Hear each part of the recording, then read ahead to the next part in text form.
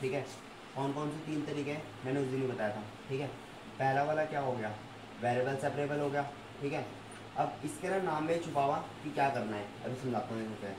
Second वाला होता है होमोजीनियस, ठीक है, इसको बोलते हैं होमोजीनियस सॉल्यूशन या होमोजीनियस फंक्शन भी बोलते हैं, ठीक है। थर्ड वाला जो होगा, थर्ड वाला होगा लीनियर इक्वेशन, ठीक है। और लीनियर इक्वेशन ना 2 टाइप्स की आएंगी, एक होगा तुम्हारे पास dy अपॉन डी होगा, और दूसरा वाला क्या होगा dx अपॉन dy होगा। समझ में आ गया ना ये, ठीक है। तो पहले जो हम स्टार्ट करेंगे ना, पहले ये वाला करेंगे, पेपर के हिसाब से ये दोनों इंपॉर्टेंट है, ठीक है। ये वाला जो है ना, ये वाला मतलब जब तुम ये सीख जाओगे ना, तो होमोजीनियस के अंदर यूज होता है इसका, ठीक है। इस वाले का पूरा किसके अंदर यूज होगा, होमोजीनियस के अंदर यूज होगा, ठीक है।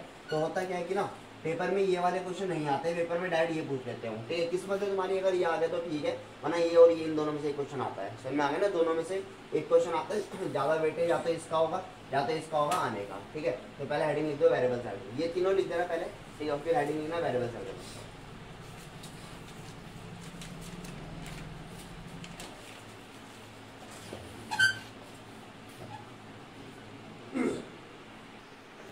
जैसे ना वेरिएबल सेपरेबल में क्या आएगा ध्यान से समझना, ठीक है। इसके तो नाम में छुपा हुआ वेरिएबल सेपरेबल। वेरिएबल सेपरेबल का मतलब ये हुआ कि हमारे पास ना पहले करना क्या समझो, हमारे पास एक डिफरेंशियल इक्वेशन गिवन होगी, ठीक है। और वो डिफरेंशियल इक्वेशन ना हमेशा याद रखना कि फर्स्ट ऑर्डर का होगा, ठीक है। हमेशा कौन सा ऑर्डर का होगा, फर्स्ट ऑर्डर का, कभी भी डबल डिफरेंशिएट नहीं आएगा, ठीक है। हमें करना क्या होगा, जैसे एग्जाम्पल लेता हूँ मैं, d y upon d x equal to x minus 2 और y प्लस 5, सपोज ये हमारा क्वेश्चन है, ठीक है। तो मैंने क्या बोला, हमें कौन सी इक्वेशन गिवन है, डिफरेंशियल इक्वेशन गिवन होगा। मैंने बताया था डिफरेंशियल में क्या होता है, यहाँ पर कोई d y by d x होगा, किसी ऑर्डर का डेरिवेटिव होगा, और यहाँ पर क्या होंगे, वेरिएबल्स होंगे, बताया था ना मैंने, ठीक है। हमें क्या करना है, हमें ना इसको सॉल्व करके, ठीक है, इसको सॉल्व करके हमें क्या बनाने हैं, इसके सॉल्यूशन बनाने हैं। सॉल्यूशन का मतलब कि जैसे हम क्या चैप्टर 5th में चलते हैं, ठीक है। चैप्टर 5th में भी गिवन होता था x equal to y equal to x y plus x square plus y square, something कुछ गिवन होता था, और लिखा होता था कि find d y by d x, ठीक है। फिर क्या लिखा होता था, d y by d x हम फाइंड करते थे, कुछ वैल्यू आता था, ठीक है। अब हम क्या कर रहे हैं, हम ना उल्टा बना रहे हैं कि जो हमारा d y by d x हमें गिवन है, और हम क्या बना रहे हैं, इक्वेशन बनाना चाह रहे हैं हम। समझ में आ गया ना। तो हम क्या करेंगे डिफरेंशियल इक्वेशन में कि हमें ऐसे करके गिवन होगा d y by d x, एक डिफरेंशियल इक्वेशन गिवन होगी, और हम वेरिएबल सेपरेबल मेथड से ना हमें डिफरेंशियल इक्वेशन को क्या बनाएंगे, दोबारा क्वेश्चन बना देंगे ऊपर वाला। समझ में आ गया ना ये, ठीक है। चैप्टर 5th में क्या किया था हमने, कि ये वाला हमें गिवन दिया था, ठीक है। तो हम क्या करेंगे कि ना इस वाले को, पर मुझे ये बात बताओ, क्या हम इसका डायरेक्ट इंटीग्रेट करके बना सकते हैं। जैसे एक बात समझो, देखा हो, ठीक है। जैसे साइन एक्स होता है ना, साइन एक्स का अगर मैं डिफरेंशिएट करता हूँ तो साइन का डिफरेंशिएट कितना होता है, कॉस होता है, ये तो पता होगा। और अगर मैं कॉस का इंटीग्रेट कर दूँ, ठीक है, जो आंसर आता है कॉस का, इसका इंटीग्रेट कर दूँ तो कितना मिल जाएगा, साइन एक्स, मतलब कि इसका उल्टा डेरिवेटिव ये मिल जाता है, इसको बोलते हैं ना, बताया भी था मैंने, ठीक है। पर यहाँ पर ऐसा नहीं होगा डायरेक्टली, क्यों नहीं होगा, समझो मेरी बात को, ठीक है। हमें लिखा y equal to x y plus ये लिखा एक्स स्क्वायर और प्लस वाई स्क्वायर, सपोज, ठीक है। D y by d x ना तुम्हारा ये आ गया, एक्स माइनस 2 आ गया और y प्लस 5 आ गया, सपोज ये मान लेते हैं ये आ गया, ठीक है। आ सकता है, ऐसा आंसर आ सकता है।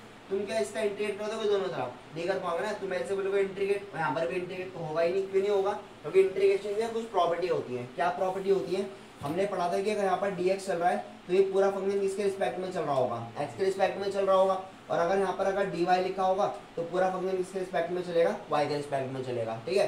तो इंटीग्रेशन की प्रॉपर्टी की वजह से ना हम इसको डायरेक्ट सॉल्व नहीं कर पाएंगे, उन्हीं सॉल्व करने के मेथड को बोलते हैं वेरिएबल सेपरेबल, होमोजेनियस और लीनियर इक्वेशन। समझ में आ गया ना मेथड क्या है ये, ठीक है। तो पहले वाले मेथड में क्या करना है, देखो वेरिएबल सेपरेबल के नाम से ना हमें क्या समझ में आ रहा, हमें समझ में आ रहा है कि वेरिएबल को सेपरेट करना होगा, ठीक है। सेपरेबल का मतलब कि सेपरेट कर दो, ठीक है। तो करना क्या है, देखो इजी क्वेश्चन है, करना कुछ नहीं होगा, जो भी d y by d x हमें गिवन होगा ना, फंक्शन गिवन होगा, हमें क्या करना है कि x वाले में ना x के साइड लेके आने, मतलब डी ऐसे बोल दो, dx में ना x वाले वेरिएबल लेके आने, ऐसे बोल देते हैं कि dx में कौन से वेरिएबल लेके आने, हमें x वाले वेरिएबल्स लेके आने हैं, ठीक है। और dy की तरफ हमें कौन से वेरिएबल्स लेके आने हैं, y वाले वेरिएबल्स लेके आने हैं। समझ में आ गया ना ये, ठीक है।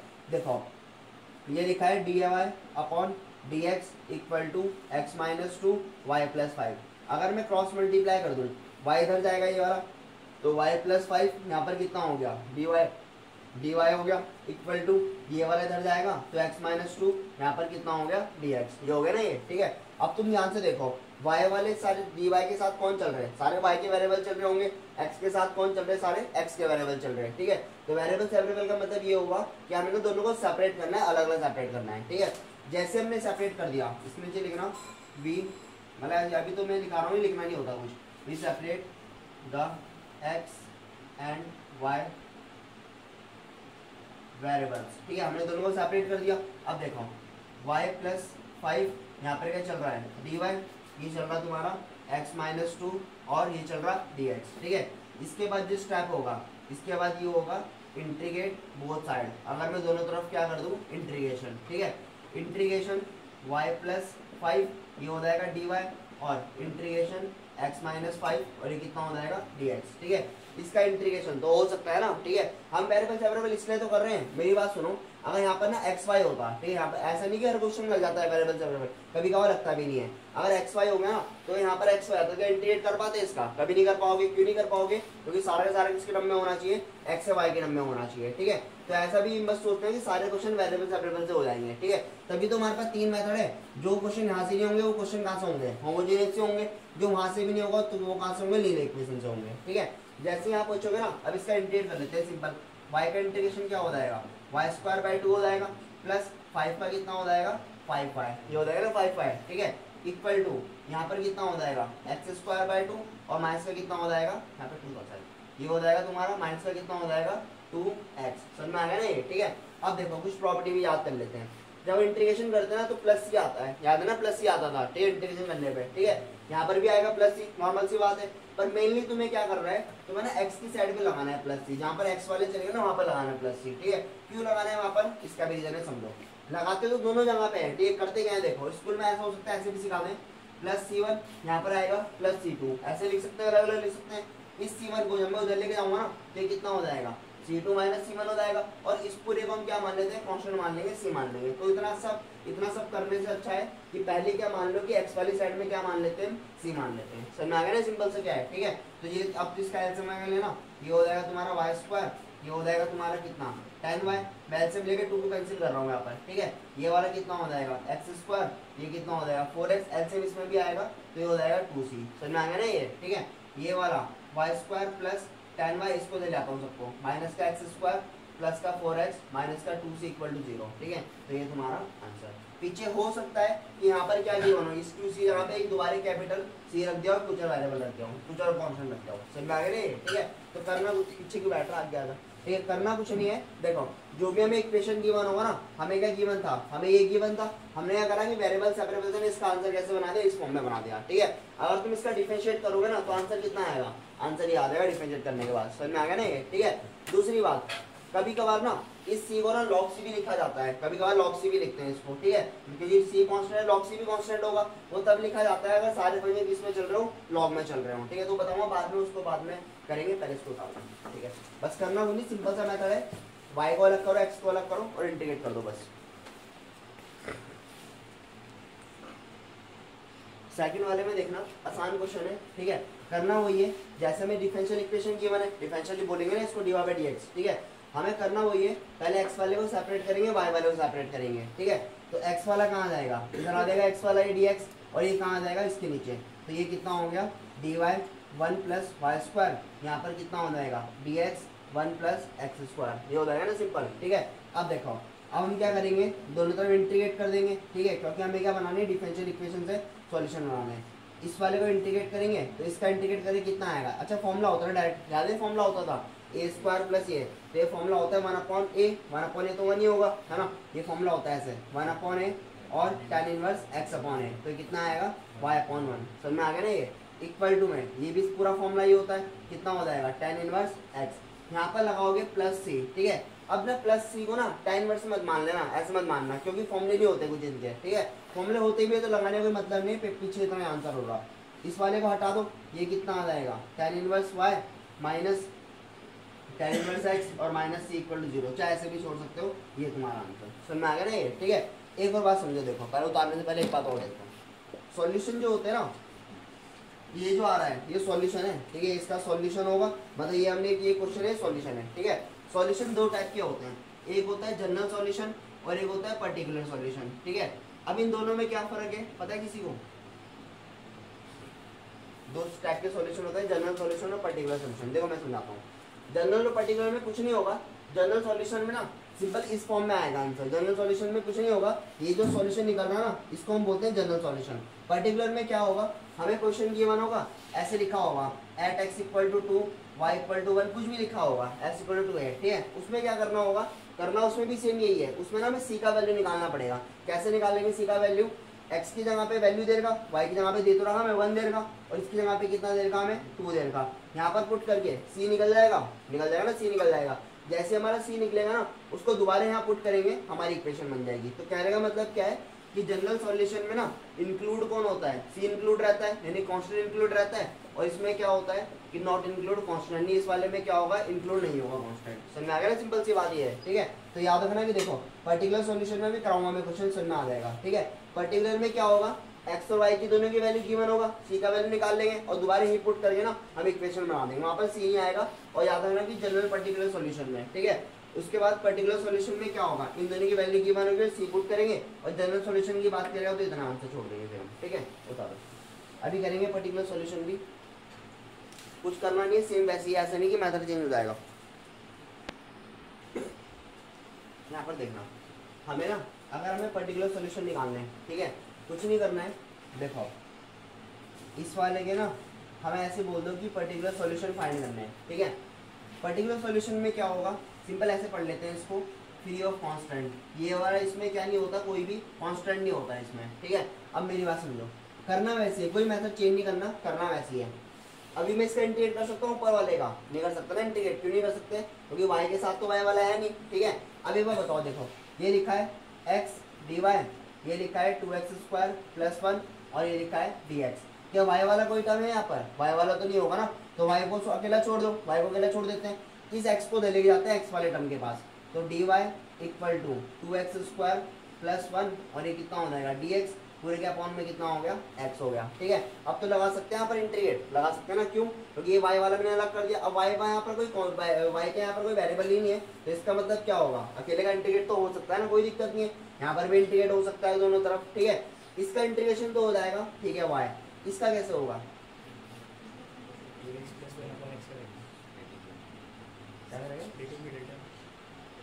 मतलब ऐसे कर देगा ना, ब्रेकिंग एलसीएम, ब्रेकिंग एलसीएम बोलेंगे, एक बार इसके अपॉन में, एक बार इसके अपॉन में, सिंपल सी बात है।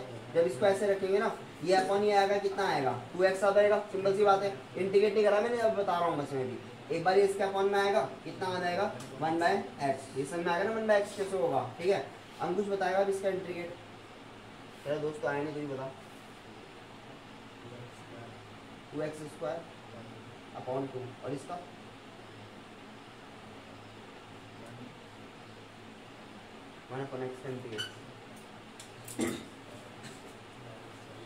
डर क्यों रहा, मैं मार रहा क्या, वीडियो का थोड़ी मारूंगा, वीडियो बंद करके तो मारूंगा। ये है ना log x होगा प्लस c हो जाएगा, सिंपल सी बात है, ये वाला कट गया, तो y का वैल्यू कितना आ गया, x² प्लस log x और प्लस c, ठीक है। अब मेरी बात समझो, मैंने क्या समझाया था अभी थोड़ी देर पहले कि c को हमें क्या मानना है, log c मानना है, ठीक है। बट वो तभी मानते हैं अगर सारे फंक्शन किस में चल रहे हो, लॉग के टर्म में चल रहे हो, ठीक है। ऐसा नहीं कि एक लॉग दिखा तो इसको सी मान, लॉग सी मान लेना, नहीं, ठीक है। लॉग सी तब मानना पड़ेगा तो ये भी लॉग में होगा, ये भी लॉग में होगा, ये भी लॉग में होगा, ठीक है। क्यों मानते हैं लॉग सी, क्योंकि ना पेपर में पीछे या आज से आंसर बना होगा, ऐसा बना हो सकता है कि उसमें लॉग की प्रॉपर्टी लग रही हो, ठीक है। तो वहाँ पर हम सी को लॉग सी मान के सॉल्व करेंगे, बाद में करेंगे, ठीक है। अगर जनरल सॉल्यूशन होता तो हम आंसर कितना छोड़ देते हैं, आंसर इतना छोड़ देते हैं, बस सॉल्यूशन कौन सा है इस बार, पर्टिकुलर सॉल्यूशन। तो करना कुछ नहीं है हमें ना, जहाँ जहाँ पे x है वहाँ पर 1 डालो, जहाँ जहाँ पे y 1 डाल दो। यहाँ पर y की जगह पे 1 आ गया, इसकी जगह पे कितना आएगा 1², ये आ जाएगा log 1 प्लस c, 1 ऐसे आएगा 1 ऐसे, log 1 की वैल्यू पता है 0 होती है, सबको पता है ना 0 होगा, प्लस c, 1 से 1 भी कट गया, c का वैल्यू कितना आ गया 0 आ गया, आ गया ना c का वैल्यू। जो c का वैल्यू आया इसे दोबारा इसी इक्वेशन में पुट कर दो, तो देयरफॉर ऐसे लिखना, solution are y equal to x² plus log x, इसके जगह पे 0 आ गया तो ये तुम्हारा क्या हो गया, आंसर आ गया। ठीक है, बस पर्टिकुलर में कुछ नहीं करना है, वो ना फ्री ऑफ कांस्टेंट होगा, यानी कि वहाँ पर कोई भी कांस्टेंट टर्म नहीं आएगी। समझ में आ गया ना, कांस्टेंट 2 3 प्लस आ सकते हैं, कोई दिक्कत नहीं है, बस वहाँ पर सी नहीं आएगा, आर्बिट्री कांस्टेंट नहीं आएगा। ठीक है, ये वाला तुम्हारा क्या होगा, अगर जनरल सॉल्यूशन पूछा होता तो ये तुम्हारा आंसर हो गया, ये वाला तुम्हारा क्या सा हो गया, ये हो गया तुम्हारा पर्टिकुलर सॉल्यूशन। समझ में आ गया ना ये। ठीक है, सिंपल है, और ऐसा तो है नहीं कुछ हम इंटीग्रेशन पहली बार पढ़ रहे है ना, पता है वेरिएबल सेपरेबल लगेगा इसमें, मेरा ये बता कैसे होगा भाई, पता नहीं, थोड़ी सी दिमाग को जोर से डालो दिमाग को केमिस्ट में। अच्छा मेरी बात सुनो, हम वेरिएबल सेपरेबल में पहले मेरी बात सुनो, देखो ऐसे क्वेश्चन आएगा पेपर में, क्या करोगे, इसको छोड़ दोगे, पढ़ के जाओगे तो ये करोगे। पहले क्या करना होता है, देखो सबसे पहले ना इस dy अपॉन dx को अलग करना है। ठीक है, इसको करना है तुम्हें अलग। ठीक है, जैसे इसको अलग कर दोगे ना तुम्हें खुद ही समझ में आना स्टार्ट हो जाएगा। ठीक है, dy बाई dx को अलग कर दो, तो अलग करने के लिए क्या करना पड़ेगा भाई, इस y को हटाना पड़ेगा ना यहाँ से, तो कितना आएगा 1 माइनस वाई आ गया, सिंपल सी बात है। ठीक है, हमने क्या करा कि dy बाई dx को ना अगर हमें वेरिएबल सेपरेबल लगाना है तो dy बाई dx पहले क्या होना चाहिए, अलग होने चाहिए, तभी तो सेपरेट करोगे, x को एक तरफ y को एक तरफ। तो मैंने क्या करा, इस y को भगा दिया, कि बोला कि चल तू यहाँ से भाग, ये कितना हो गया 1 माइनस वाई हो गया। ठीक है, अब देखो अब इसे वेरिएबल सेपरेबल लग सकता है, x वाला तो कोई टर्म नहीं है ना यहाँ पर, x वाला तो नहीं, पर y वाला तो इसको धर लिया, तो ये कितना आएगा dy अपॉन 1 माइनस वाई, और ये कितना हो गया dx। समझ में आ गया ना मैंने क्या करा है। ठीक है, अब हम क्या कर सकते हैं, इंटीग्रेट कर सकते हैं, क्यों, x वाला तो कुछ था नहीं यहाँ पर, तो x को मैंने ऐसे लिख दिया। अब करते जरा इंटीग्रेट। ठीक है, क्या होगा इसका इंटीग्रेशन, लॉग होगा, 1 अपॉन वाई का लॉग होता है ना, ये वाली तुम्हारी ये लीनियर इक्वेशन होगा, तो इसका आंसर कितना आएगा लॉग 1 माइनस वाई, और माइनस भी आएगा, क्यों आएगा माइनस, क्योंकि इस वाले का क्या करते हैं डिफरेंशिएशन करेंगे, इसका 0 इसका माइनस, जो कि कहाँ आता है अपॉन में लिखा जाता है वैसे तो, चलो मैं -1 अपॉन में लिख देता हूँ। समझ में आ गया ना कैसे लिखा मैंने, ये इक्वल टू dx, इसका कितना हो जाएगा x हो जाएगा और प्लस c हो जाएगा साथ में। ठीक है, ये कितना आएगा माइनस का लॉग 1 माइनस वाई और इक्वल टू एक्स प्लस सी, ये तुम्हारा आंसर है। ठीक है, अच्छा एक काम और करो, एनसीईआरटी में आंसर चेक करना जरा फटाफट से, इसका हो सकता है पीछे किसी फॉर्म में बनाओ, 9.4 का क्वेश्चन नंबर 3 एक बार चेक करो फटाफट से, 9.4 का क्वेश्चन नंबर 3, अगर किसी और फॉर्म में बनाया होगा ना मैं बताऊंगा कैसे बनाएगा फिर वो।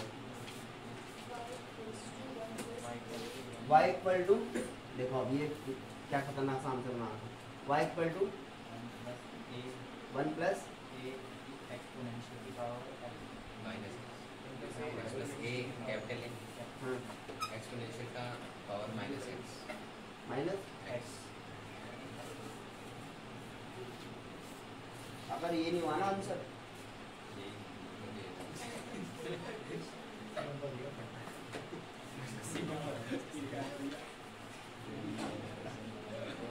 है ना,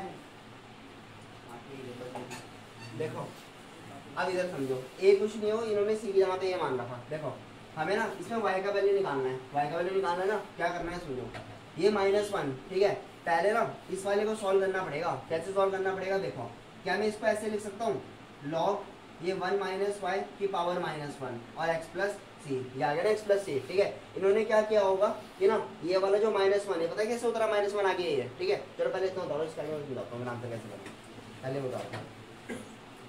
आंसर जरूरी नहीं है पिक्चर आंसर बनाने हैं, बट समझ जाते ही हो कैसे बना होगा। देखो जैसे ना ये -1 को मैंने कैसे करता हूँ सॉल्व, देखो हमने प्रॉपर्टी पढ़ा था, मैं यहाँ पर प्रॉपर्टी लिखते रहता हूँ साथ साथ, लॉग ए की power b equal to b आगे आ जाता है और लॉग ए, ये होता है ना, ये क्या है बी पीछे नहीं जा सकता, दोबारा पीछे भी जा सकता है पावर में, तो मैं वही लगा रहा हूँ। मैंने क्या करा कि -1 को ऊपर भेज दिया, तो लॉग 1 माइनस वाई की पावर -1 हो जाएगा और इक्वल टू कितना हो गया x प्लस सी हो गया। ठीक है, ये वाला लॉग ऐसे आएगा। ठीक है, इस वाले को क्या मैं ऐसे लिख सकता हूँ, देखो लॉग -1 का मतलब कितना हो गया 1 माइनस वाई, ऐसे लिख सकता हूँ, 1 अपॉन लिख सकता हूँ, इक्वल टू कितना आएगा x प्लस सी आ जाएगा। ठीक है, जब ये लॉग ना जब इक्वल टू इधर जाता है तो क्या बन जाता है c की पावर, पता है ना x की पावर e की पावर बन जाता है, तो ऐसे आएगा 1 अपॉन वाई माइनस ये और e की पावर x प्लस सी। समझ में आ गया ना मैंने क्या बोला है। ठीक है, सिंपल सी बात है, जब ये लॉग इक्वल टू इधर भागता है ना तो e की पावर कितना बन जाता है, इस फॉर्म में बन जाता है। ठीक है, अब देखो इस वाले को 1 अपॉन 1 माइनस वाई, इसको मैं ऐसे लिख सकता हूँ e की पावर x और मल्टीप्लाई ए की पावर सी। सिंपल सी बात है, ऐसे लिख सकते हैं हम, है ना। मैंने क्या करा कि पावर प्लस सी था ना, इसको अलग अलग फॉर्म में ब्रेक कर दिया यहाँ पर, ठीक है। अब देखो क्वेश्चन में ना क्या चल रहा है, y का वैल्यू निकालना पड़ेगा, y का वैल्यू निकालना पड़ेगा, यहाँ से भी y निकालना पड़ेगा, तभी तो आंसर बनेगा। कैसे निकालेंगे y, कौन बताएगा? क्रॉस मल्टीप्लाई कर दूं, y निकालना है यहाँ से, कहाँ से, यहाँ से, कैसे? ऐसे नहीं होता बेटा, ये जब लॉग है ना, ये लॉग जब माइनस में जाता है ना ऐसे करके, ठीक है। हम डायरेक्ट नहीं लिख सकते इसको, ठीक है। डायरेक्ट का मतलब कि या तो तुम ऐसे बोल रहे होंगे ना कि माइनस को ऐसे लॉग लिख दो, पहले इस माइनस को इधर शिफ्ट कर दो इधर, ठीक है। ये जो इस माइनस के साथ जुड़ा हुआ ना, पहले या तो इस पूरे को सॉल्व किया जाता है, ठीक है। वो देख तुक्के मान से निकल जाएंगे, पर प्रॉपर्टी नहीं है, मतलब लॉग के साथ माइनस चल रहा है ना पूरा, तो पहले हमें लॉग तब उधर जाएगा जब पहले इधर से पूरा नंबर हटेगा आगे वाला पूरा, तो नंबर यानी कि इसको पहले पावर में डालो तब उधर भेजो, ठीक है।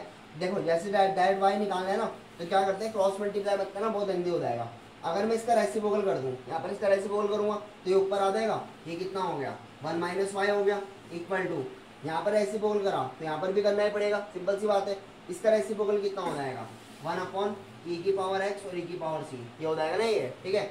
ये वाला 1 माइनस वाई ऐसी, इनको ऊपर भेजो, ई की पावर माइनस सी एक्स हो जाएगा और ई की पावर माइनस सी हो जाएगा, सिंपल सी बात है। ये वाला इधर आके प्लस हो जाएगा, ये वाला इधर आके ये हो जाएगा माइनस हो जाएगा, ऐसे बोल सकते हैं। और ये वाला इधर आके क्या हो जाएगा, प्लस हो जाएगा। समझ में आ गया मैं क्या बोल रहा हूँ? 1 माइनस ई की पावर माइनस एक्स और ये माइनस सी इक्वल टू कितना हो गया वाई, ये हो गया ना वाई, ठीक है। अब उन्होंने क्या करा होगा, देखो आंसर पूरा वही बन रहा, बस 1 प्लस ए आ रहा, तो उन्होंने क्या किया होगा, देखो ये जो माइनस है ना, इस माइनस के साथ और ए की पावर माइनस, ये कांस्टेंट होगा पूरा, पता ना कांस्टेंट क्योंकि सी कांस्टेंट था, इस पूरे को क्या मान लिया, ए मान लिया। समझ में आ गया ना, क्वेश्चन के अकॉर्डिंग ए मान लिया, तो ये कितना आ जाएगा 1 प्लस ए की पावर ए की power minus x equal to y, तो ये तुम्हारा क्या आ गया आंसर जो पीछे लिखा है, ठीक है। पर ये मेरे हिसाब से फालतू की मेहनत है, तुम अगर आधा भी छोड़ोगे तो नंबर पूरे मिलेंगे। समझ में आ गया ना, तो ऐसा नहीं है यहाँ पर करना है वो, ठीक है। ये तो मैं तुम्हें इसलिए बता रहा हूँ कि पीछे का आंसर तुम्हारा सेम बन जाएगा, वरना तुम इतना भी छोड़ सकते हो, आंसर तब भी सही हो, ठीक है। उतारो, उतारो।